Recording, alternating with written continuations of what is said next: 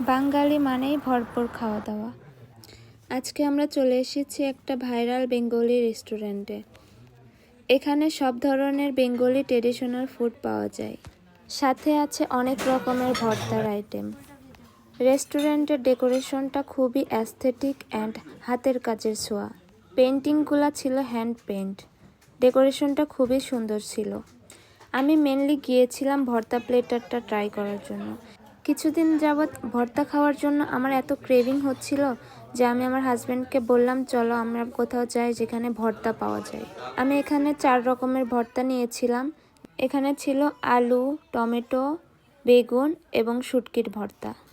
আমি অনেক বেশি লাইক করি বেগুন ভর্তা, তবে এখানে শুটকির ভর্তাটা খুবই মজা ছিল। আর সঙ্গে ছিল গরুর কালাভুনা, ডাল আর ছিল সালাদ। সাদা ভাতের সঙ্গে এগুলো হলে আর কি লাগে। আজকের ভিডিওটা এই পর্যন্তই। ভিডিওটি ভালো লাগলে অবশ্যই চ্যানেলটি সাবস্ক্রাইব করবেন। আবার অন্য কোনো ভিডিওতে কথা হবে। আল্লাহ হাফেজ।